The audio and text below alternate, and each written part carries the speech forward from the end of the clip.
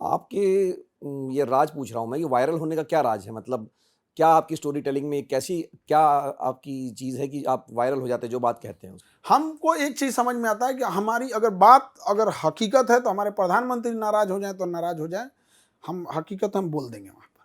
कई बार हमने देखा है, हम आपको बता रहे हैं, मेरे इंटरव्यूज़ में कई बार मेरे इंटरव्यूज़ के कुछ सेक्शन काटे गए हैं कि सर हम कहें कि आप क्यों काट दिए भाई, हमें तो कोई ऐतराज़ नहीं, तो कहे कि सर हमारे कोई ऐतराज़ है, कहीं हम ना फँस जाए, हमको नहीं है यहाँ पे। तो हमको एक चीज़, अब जो लोग एकदम होते हैं ना स्ट्रेट फॉरवर्ड, उन्हें अच्छा लगता होगा भाई। ये तो वायरल होने का कारण आप स्ट्रेट फॉरवर्ड है, ये आपको हम लगता कोई है? मिलावट-उलावट नहीं करते, किसी को नाराज़ होना है, नाराज़ हो जाए यहाँ पे। हमको तो सुना कि भाई सुशासन आ गया बिहार में, जंगल राज चला गया, तब भी आप कह रहे हैं कि आपको बंदूक-वंदूक से धमकी दिया गया है। हाँ, तो ये तो चीज़ें कॉमन है यहाँ पे। बिहार में बड़े क्रिमिनल नहीं मिलेंगे आपको, यहाँ मनबढ़ मिलेंगे। यहाँ पे जो क्रिमिनल हैं, इन्हें शांत करने का सबसे अच्छा उपाय है कि जितनी महिला पुलिस हैं, इनको भेजिए।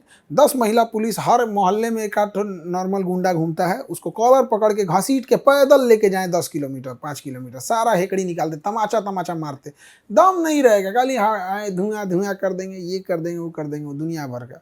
1200 रुपया का कट्टा खरीद लेगा मुंगेर का और लगेगा AK-47 रख ले। ये तो जो आपने कहा कि 1 घंटे का 20 रुपया आपको मिलता था और अब तो आप अरबपति बन गए, करोड़पति बन गए। अब करोड़पति वगैरह ये सब तो पैसा से नहीं होता है, ये सब चीज़ें यहाँ पर। अब देखिएगा, रतन टाटा और अंबानी में ज़्यादा पैसा अंबानी के पास है, लेकिन वो टाटा अलग चीज़ है।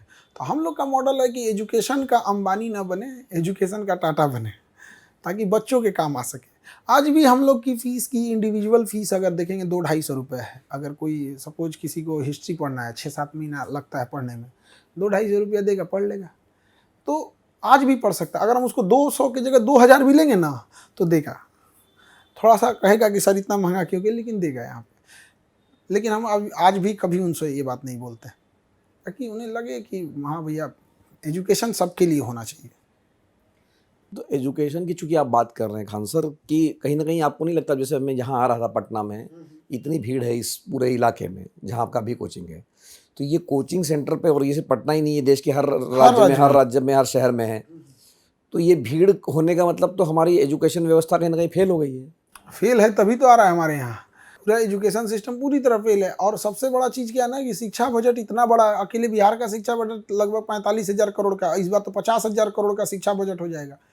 और उसमें अलग अलग जाए, कभी मिड डे मील के नाम पे ये कर लिए। मतलब आप समझिए कि बच्चों के पास ऐसा स्थिति है, खिचड़ी देखा के बुलाया जा रहा है, आओ आओ। मछली मारा जाता है तो कैसे कुछ फंसा के, आओ आओ आओ खाओ, इसको मार देते हैं।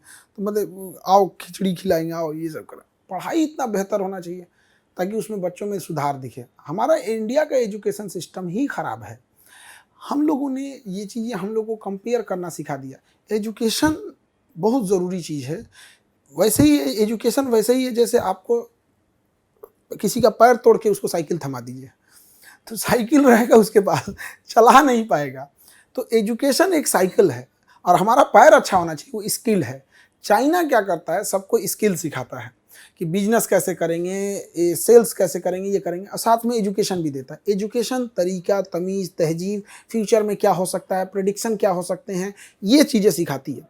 और स्किल्ड के दम पे हम पैसे कमा रहे होते हैं।